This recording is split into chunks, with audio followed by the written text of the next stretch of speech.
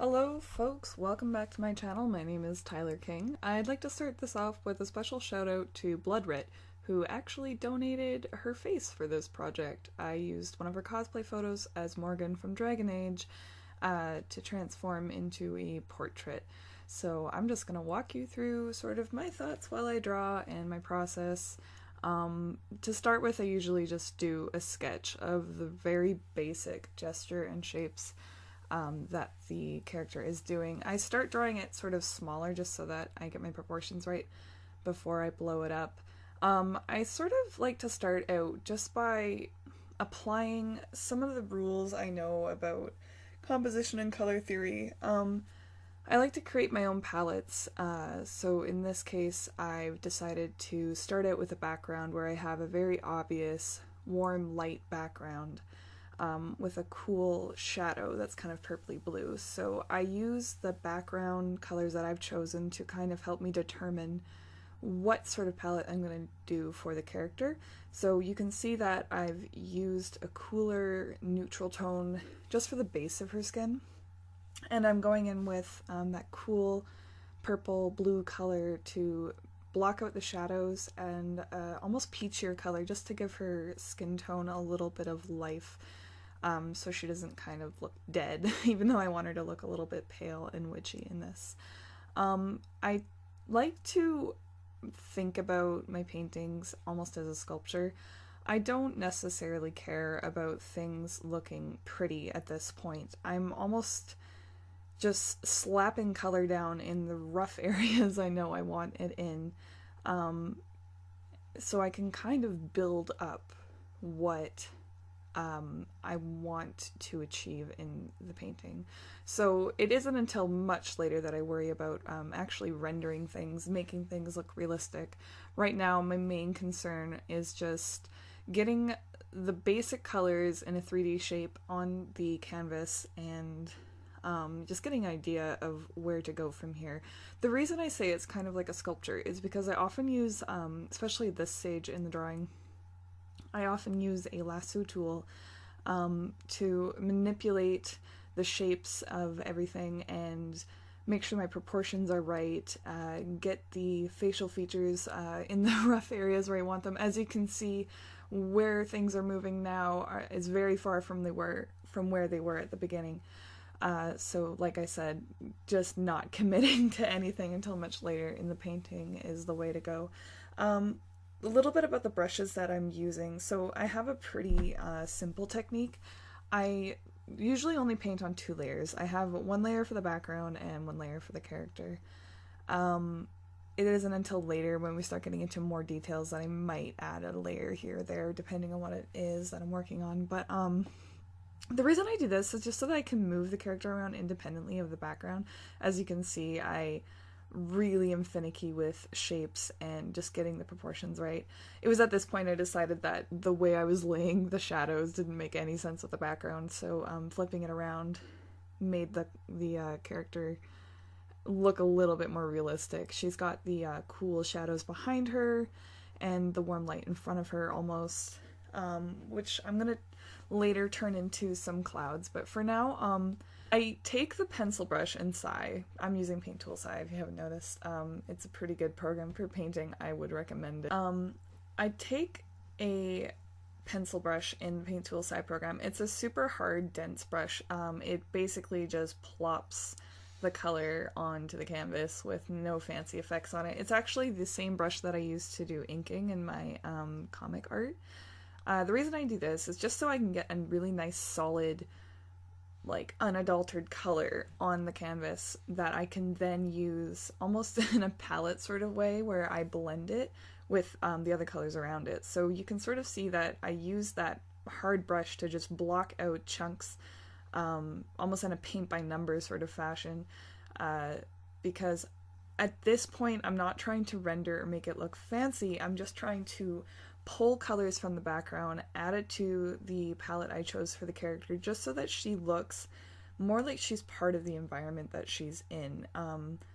So once I have that hard color down, I like to take a blending brush. So I have 2 of the exact same brush, except one is with an acrylic sort of paintbrush texture on it. And the other one is just a round soft brush. So I kind of go between those two brushes to blend colors together so that I have some sort of life and vibrancy and texture from the acrylic brush, but I also blend it and soften it in areas that I think need it. I think this combination of brushes and blending really creates a liveliness and almost a traditional feeling to some of my paintings, so it's a technique I really like to use. At this point, I'm starting to commit a little bit more to the shapes and the sizes that I have down. They will change as it goes on because I'm looking at a reference while I'm painting this. So as I go on, I start to notice little things like, oh, the nose is not quite the same height, or the lips are a bit too small. It's probably simpler and quicker to paint with a sketch that you've already kind of committed to, but I kind of like the freedom of being able to move things around and to not commit to a sketch, because I feel like the beauty of painting is that you're just adding layers and adding color and adding layers, and that's why I like to think of it as a sculpture, or like something that you're building in a really 3D way. My dad has always taught me that you can't build anything without a foundation, so just slapping colors down and building off of that is more fun to me. It's more of a challenge to me, and I think it also allows me more freedom to really be as accurate as possible without sacrificing the life in the art. And by that I mean the more loose you are when you are painting or drawing in the early stages, the more alive and the more it feels like your art will breathe. If you start out with a really constricted, stiff sketch and you really want to commit to that, if later on in the painting you think, oh, I want to make the eyes bigger, move the nose around, move the hands around, details like that, you might not be as comfortable doing that because you were already in love with the sketch that you did. But I just think it's really important to give yourself the freedom to move around and move things around your painting, and not be afraid of like, oh no, I rendered that so nicely, now I need to move it. That's why I wait until way later in the painting before I really start to give rendering and details a real shot. It's something that I think needs to happen much later and in small amounts so that the painting breathes, you know? Something I often do when I'm painting eyes is I leave them a dark matte black color until I am comfortable with the shape and the texture and rendering of the eyelids and the areas around the eyes. The reason I do this is because, again, it gives me more freedom to change the shape of the eye without, you know, being held back by the fact that, oh god, I just did all that work trying to make this iris like beautiful and sparkly. So you'll see as I go on, the shape of the eye, that dark shape, it just gets, again, sculpted and molded until I'm happy with it, until I feel like it looks like the reference photo. Painting something like the eyeshadow, in the reference photo she's wearing kind of a goldeny eyeshadow color, and what I had done in this, again, is just using colors that I've already introduced to the palette. Just color grabbing for the darker parts, more of like a purpley burgundy color, and the reflective part of her eyelid that protrudes the most is going to be catching the light of the like sort of ambient yellow color behind her. So I'm really just at this point color dropping, blending, combining tools in order to achieve the look that I kind of am going for. You can see that at this point I've added a little bit of shadow to the white of her eyes to sort of give it more of a 3D effect and start to bring it to life a little bit more. So at this point in the painting, I'm really starting to think about where light and shadow is playing. In the beginning, I tend to just kind of carve out the 3D shape of the character without much thought to light sources. I just kind of want an idea of what her or he or whoever, whatever it is, whatever the shape of it is. And then as I go along, I start to introduce colors where light and shadow will go. So I realized in the reference photo, she has this really cool medallion thing that she's, I'm guessing, casting a spell with. I wanted to take some creative liberty with that and put a glowing object between her, which means that it kind of looks like kryptonite. But once I've got this jewel shape that down and I'm happy with it, and I'm not worried too much about detail on the rock itself because it will be glowing so much, it'll be kind of hard to see anyway. So what I've done, now that I've committed to adding a new light source to this painting halfway through it, is taking a combination of an airbrush and an acrylic, again, the aforementioned acrylic brush, and just color dropping the green color I've already used to create the rock, and kind of just putting it anywhere where I think that this light will fall. I think about this a lot more later in the in the painting, and I get into more detail about it more in the second part, whereas in this first part I'm just kind of focusing on the face. But I want to get this green light in there because as I render and start to add more detail, I need to be considering this light source, so I have added it just with an airbrush. I'm also adding the reflective parts of her hair to reflect the background, so that, again, she becomes more a part of the background instead of just a painting on top of another painting. So at this point, I'm going in and blending and rendering a little bit more her facial features. Using, like, thinking about light sources is kind of like doing math, I find, and I'm very slow at math. So what often seems to happen when I paint is that I will draw something really detailed and gorgeous, and then I'll think about it after and be like, oh crap, I really should have thought about this light source or this shadow that doesn't really belong here.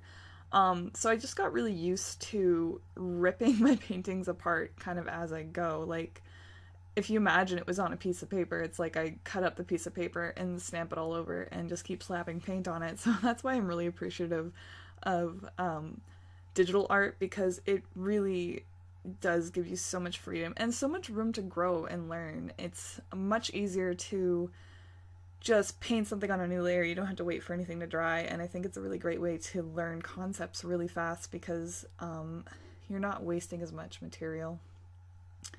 I think I probably spent more time on the nose in this painting than anything else. I really think that getting the nose right is the most important part of any portrait. People's noses are just so unique, and I really love the character of the nose of this cosplayer, Bloodridge. She's a really gorgeous model. So you'll notice that when I paint, I tend to zoom out a lot, and the reason I do this is because, again, the goal right now is not really to get details right. It's about getting the vitality and the shape and the personality of the portrait together. So I tend to zoom out just so that I'm getting shapes right, whereas once I'm more confident and happy with them, I'll zoom in and do a little bit more detail. But I feel like, especially when you're trying to achieve a realistic portrait, people can get so caught up and lost in the tiniest detail of like a wrinkle on her lip. And something that a friend pointed out to me is that you want to make sure that the focus of the painting is clear, and that's the most refined and rendered part of it, whereas something that's not as important doesn't need that much detail. It just more or less needs to be implied. Now, however you make that work in your art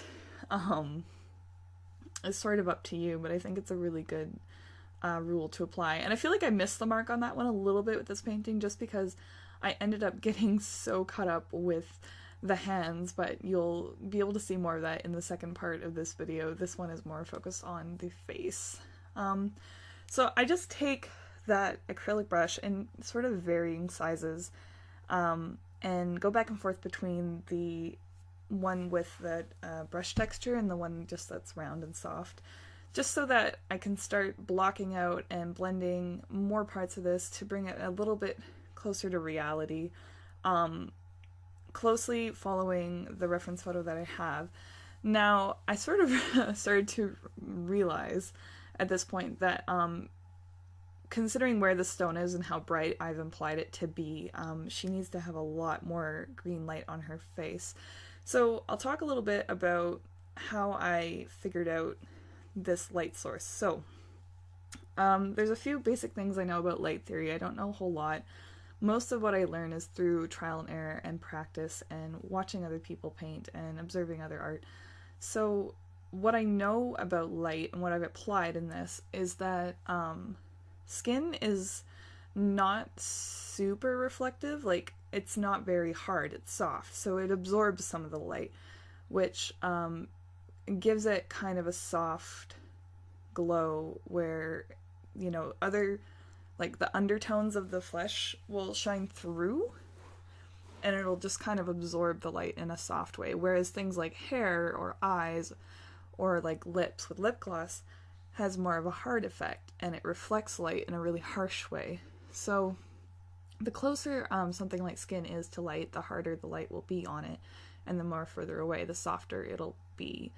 So I'm trying to sort of apply that by like thinking, okay, well, her hands are pretty close to this rock and it's shining pretty directly over her chest and on her face and her throat.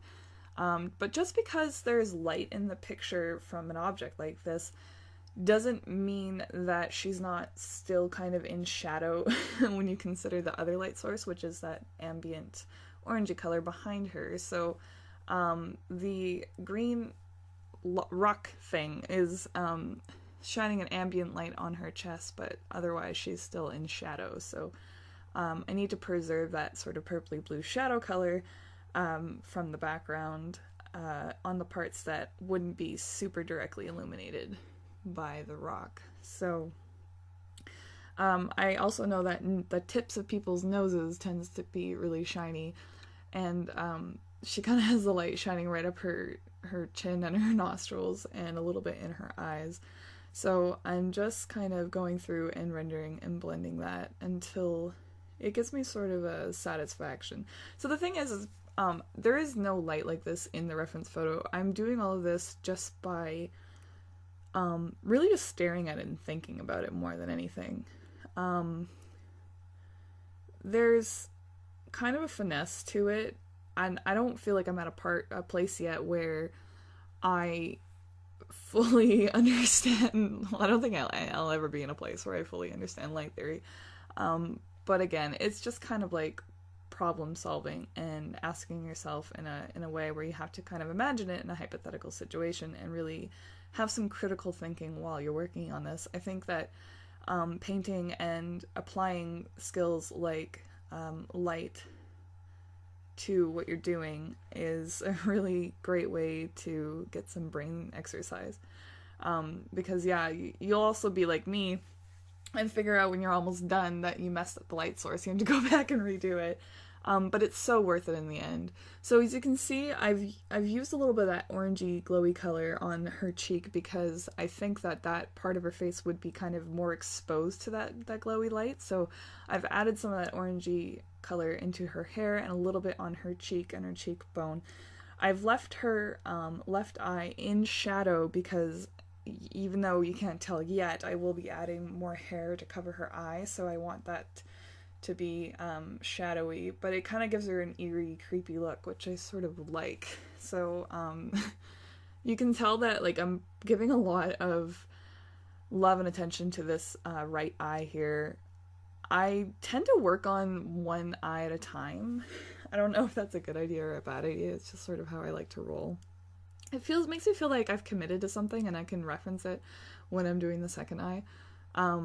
Plus, I also am considering the fact that other eye will be obscured by hair, and I don't want to put too much effort and emphasis on it if it's going to be mostly obscured. Again, it goes back to the thing I was saying about how when you're doing a painting, you need to consider like what part should you bring focus to in the composition, what part needs to be detailed, and what part should sort of be left implied. So at this point, I'm going back and I think I've finally committed to what I want to do for the background, and I decided that I was going to take those colors and turn it into kind of a sunset sky. So the thing I think about with paintings is that I don't necessarily think you need to commit to a background right away either.